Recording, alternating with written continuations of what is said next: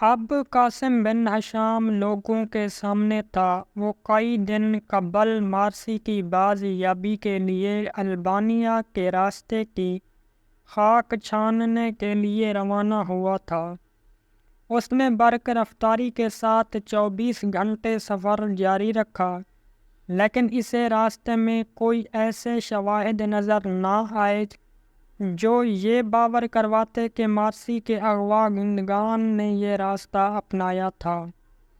اس نے راستے میں رک کر کئی لوگوں اور کسانوں سے بھی دریافت کیا، لیکن وہ کسی قسم کا سراغ لگانے میں ناکام رہا۔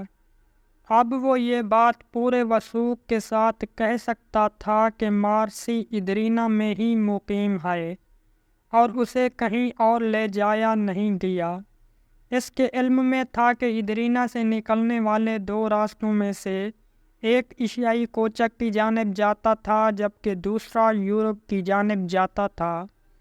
اسے یہ بھی علم تھا کہ مارسی کو ایشیائی کوچک کی جانب لے جانے کا کوئی تک نہ بنتا تھا، لہذا اس نے ایشیائی کوچک کی جانب والے راستے کی پرواہ نہ کی اور یورپ کی جانب جانے والے راستے کو ہی چھان مارا۔ اب جبکہ اسے تصدیق ہو چکی تھی کہ مارسی ادرینا میں ہی مقیم ہے، تو اس نے واپس ادرینا کا رخ کرنے کا فیصلہ کیا، لیکن ادرینا جانے میں اس کے لیے خطرات پیاں تھے، کیونکہ شہزادہ علاؤالدین کو غلط حقائق پیش کر کے اس کے خلاف کر دیا گیا تھا، اور وہ یہ بھی جانتا تھا کہ بہرام خان کے اہلکار اس کا سراغ لگانے میں پوری تنہی کے ساتھ مصروف ہوں گے۔ لہذا حالات کی سنگینی کے پیش نظر اس نے یہی مناسب سمجھا کہ ادرینا میں داخل نہ ہوا جائے، بلکہ ادرینا سے 5 کوس دور ہی اپنا راستہ تبدیل کر کے سلطان کے لشکر تک رسائی حاصل کی جائے۔ اس کا خیال تھا کہ وہ سلطان کو حالات و واقعات سے باخبر کر کے اس سے نئے احکامات موصول کر کے ان کی روشنی میں اپنی کارروائی کو آگے بڑھائے گا۔ لہذا وہ چند روز کا سفر طے کرنے کے بعد سلطان مراد خان ثانی تک رسائی حاصل کرنے میں کامیاب ہو گیا۔ قاسم بن ہشام نے سلطان کو جب ادرینا میں پیش آنے والے حالات اور واقعات گوش گزار کیے تو وہ دنک رہ گیا۔ سلطان سازشی عناصر کی سرکوبی کے لیے کوئی واضح حکمت عملی طے کرنا چاہتا تھا، لہذا اس نے قاسم کو اپنے لشکر کے ساتھ رہنے کا حکم دیا اور اپنے شاہی محافظ دستے کے سپہ سالار تغرل بیگ کو طلب کر کے سازشی عناصر کی سرکوبی کے لیے ایک نئی اور جامع حکمت عملی وضع کرنے پر غور کرنا شروع کر دیا۔ لہذا اس منصوبہ بندی کے تحت قاسم نے قابل اعتماد سپاہ کے ایک دستے کے ہمراہ خفیہ طور پر ادرینا کا رخ کیا اور بھیس بدل کر ادرینا میں مقیم رہتے ہوئے ابو جعفر کی سازش کا کھوج لگانے میں مصروف ہو گیا۔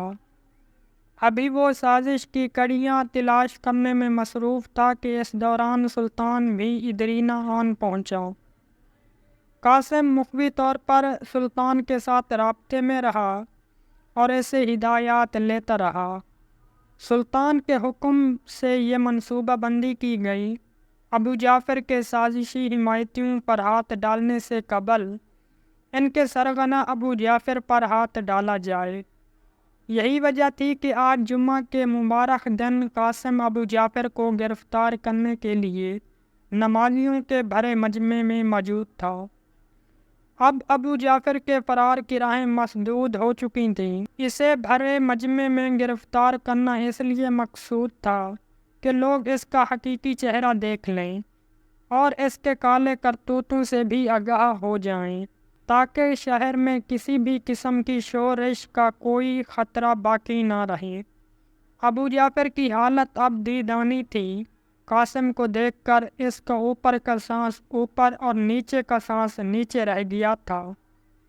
اب وہ اس وقت کا ماتم کر رہا تھا جب اس نے اپنے لیے خطرات پیدا ہو جانے کی بو سونگتے ہوئے بھی ادرینا میں ہی مقیم رہنے کا فیصلہ کیا تھا۔ سلطان اور قاسم کی منصوبہ بندی کارگر ثابت ہوئی تھی۔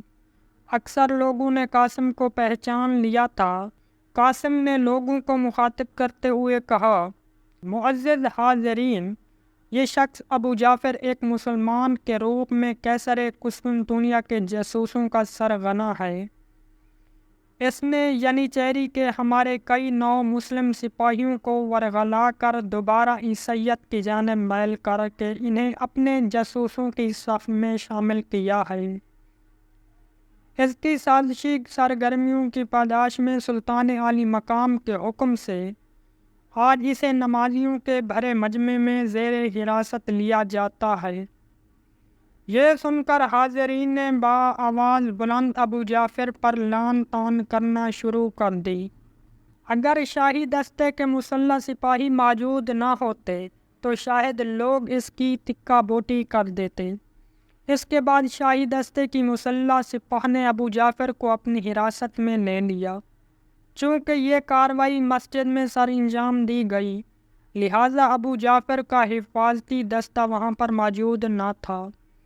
اس کی ساری منصوبہ بندی دھری کی دھری رہ گئی اور اسے کوئی چھڑانے کے لیے نہ تھا۔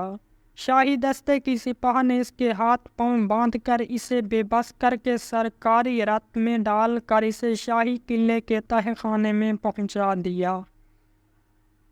قاسم اور طغرل بیگ ابو جعفر سے تفتیش کرنے اور پوچھ گچھ کرنے کے لیے تہہ خانے میں موجود تھے۔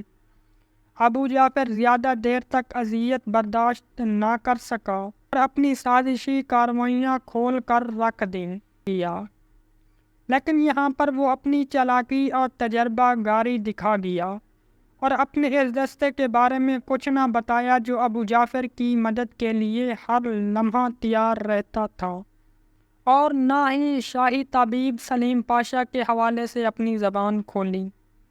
اب ابو جعفر سے مارسی کے بارے میں سوال کیا۔ ابو جعفر فی الفور بتاؤ کہ مارتھا کی بیٹی مارسی کو تم نے کہاں چھپا رکھا ہے؟ اگرچہ یہ سوال قاسم کے لیے اہمیت کا حامل تھا تو ابو جعفر کے لیے اس سے بڑھ کر اہمیت کا حامل تھا۔ اگر وہ مارسی کے بارے میں لب کشائی کرتا تو طبیب سلیم پاشا بھی زیر عتاب آتا اور شہزادہ علاؤالدین کے حوالے سے بھی سازش بے نقاب ہو جاتی اور اس کی زندگی کے بچنے کی امید بھی ناپید ہو جاتی، لہذا اس نے اس حوالے سے زبان نہ کھولی۔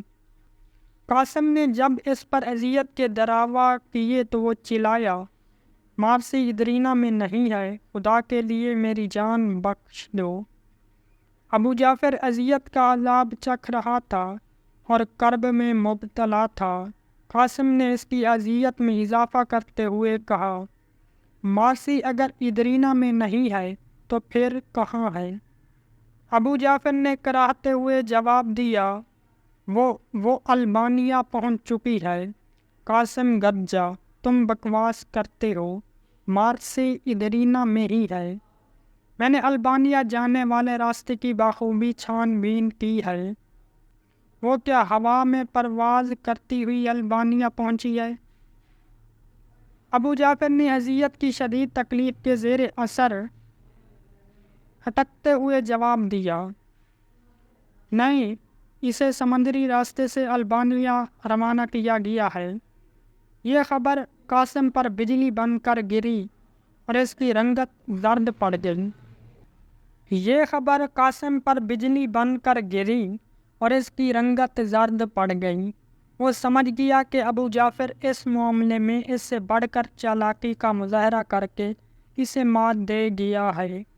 اب قاسم کے لیے مارسی کو باز یاب کروانا بظاہر ممکن دکھائی نہ دیتا تھا۔